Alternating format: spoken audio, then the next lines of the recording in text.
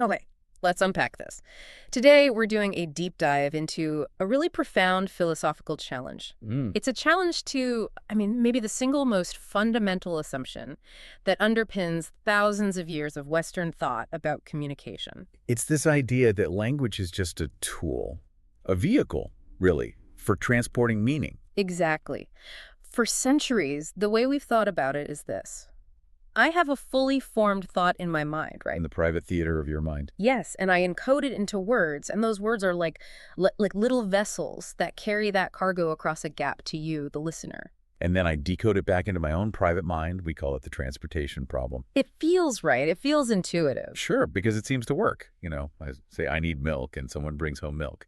But the source material for this deep dive, which is all about a philosophy of language beyond representation, argues that this whole framework, it generates philosophical problems it can't ever solve. So our mission today is kind of twofold. First, we're going to show you the deep structural cracks in that traditional vessel, And then we're going to introduce the radical alternative that this philosophy presents. which is speech as relational actualization.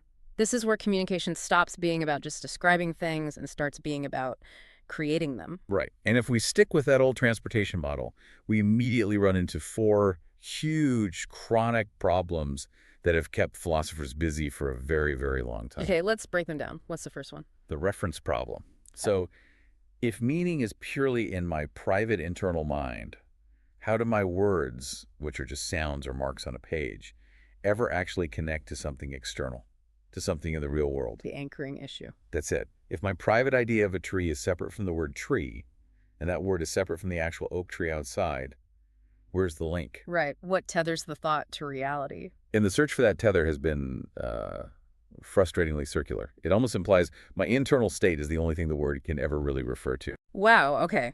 That's a big breakdown right there.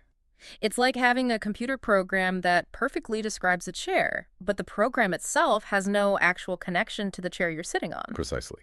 And that leads directly to the second problem, the intentionality problem. If my intentions, my desire to convey something specific, are also just private mental states, how does language successfully carry them to you? This is where it gets really tricky, because we all just assume our intentions get transmitted. Of course. But think about deception, a lie. Okay. If I lie to you, the transportation model says my words successfully transferred my thought, which was the lie, to your mind. The content got there. The content got there, Right. but it completely failed to transmit my true intention, which was to deceive you. That intention is stuck back inside my private mind. The model just can't account for it. So the model literally cannot tell the difference between an honest mistake and a purposeful lie. In a way, yes. It sees both as a successful transfer of content. It's a massive failure of the model. That's huge. What's the third one? This one is maybe the most common one we all experience. Yeah. The understanding problem. Right. Since everyone has different experiences, different memories, different associations, when is the decoding ever really complete? It can't be. The source material is adamant on this. You can't possibly decode my words identically to how I encoded them. Yeah. Your experience of the world just isn't mine. So that idea of perfect one-to-one understanding, it's a phantom. We just settle for good enough. We have to. And then the fourth problem, and this one really starts to collapse the whole building. The truth problem. Yes. If language only ever represents my internal thoughts, the stuff in my head, how can any statement be true in the sense of corresponding to external reality? Because the words only reflect the mind. Which means truth depends only on the mind. The model implies that truth is purely subjective. And that just dissolves the possibility of any shared, verifiable reality. So that's a big takeaway from the first part. We've spent all this time trying to solve these problems, but the foundation itself, the idea that we're just transporting cargo, is what keeps creating them. It's like trying to fix a leaky boat by adding more buckets instead of realizing the hull itself is flawed. Okay, so that's a huge ask, to just throw out the entire way we think about communication. What's the alternative? What's the earthquake that replaces this foundation? The alternative is radical. The source material argues that speech does not carry meaning. Okay. Speech creates relation. It shifts the entire focus from inside my head to the space between us. When you say creating relation, are we talking about a metaphor, or is this like an ontological claim. It's definitely the latter. Yeah. It's his ontological claim. An utterance is like a pulse in the relational field between two people. The words themselves are the constitution of what is between us. So they make the relation real. They don't just describe it. Exactly. Before I speak, that relational field between us is just potential. It's infinite possibility. When I say something, I actualize that field. I constrain all that infinity into one specific momentary configuration. Let's use the classic example from the source, the phrase, I love you. Right. The old transportation model says the words and the meaning are identical no matter who says it. But the relational model looks at the pre-existing field.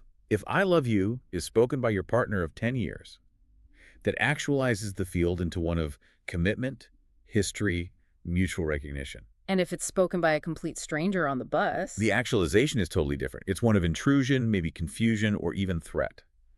The meaning isn't in the words. It's in the specific relation that got actualized. That is so powerful. It explains why context isn't just background noise. It is the meaning. And it goes beyond just the present moment, too. It has a lifespan. It shapes the future. You mean the constraint on future possibility? Absolutely. When I say you are a great human, I've actualized a field of mutual respect.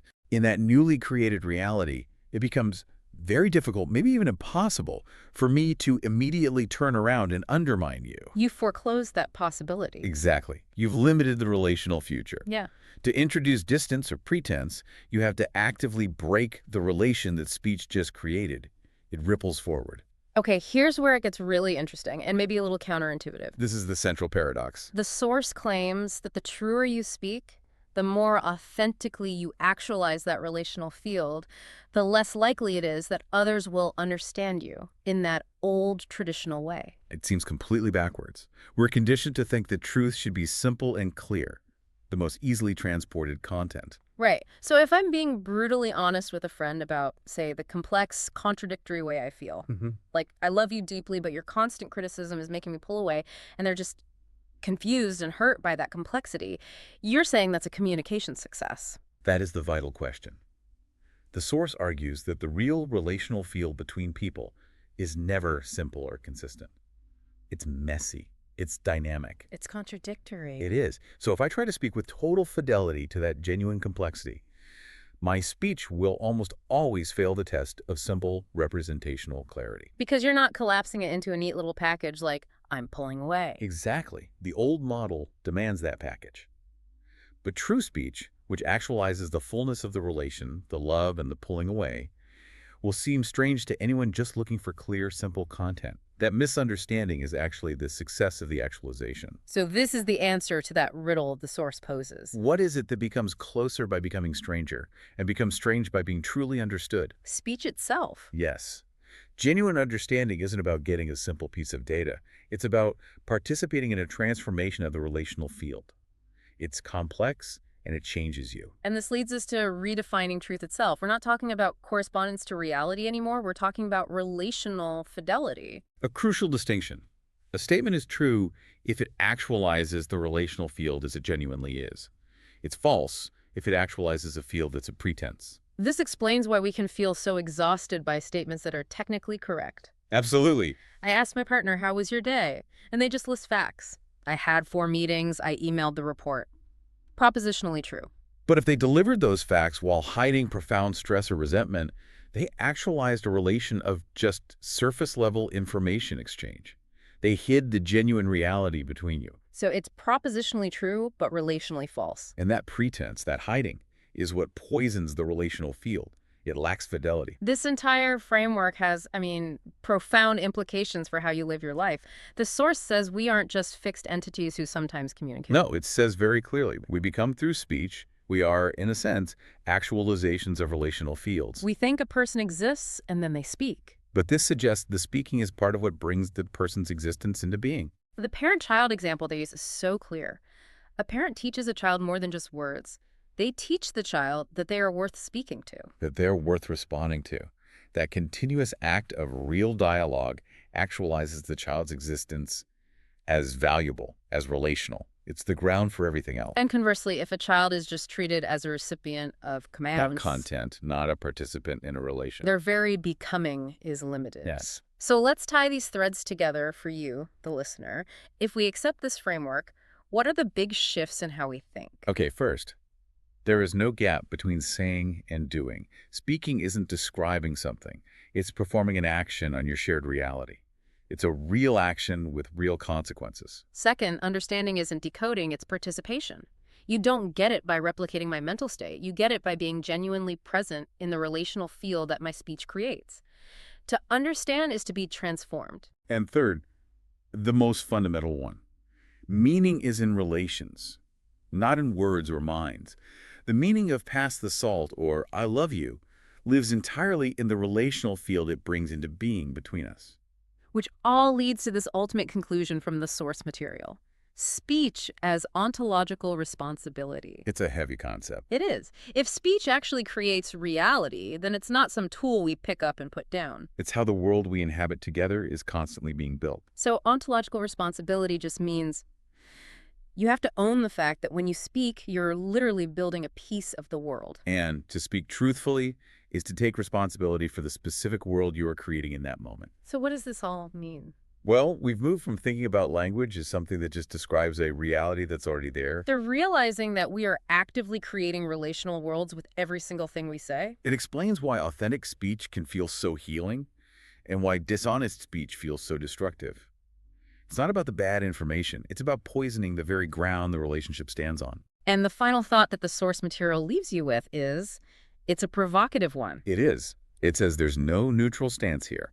All speech actualizes and all silence permits. The question isn't if we're going to create these relational worlds with our speech, but whether we will do so consciously, responsibly, and with fidelity to what is genuinely present between us. and that is the true burden and the true power of communication.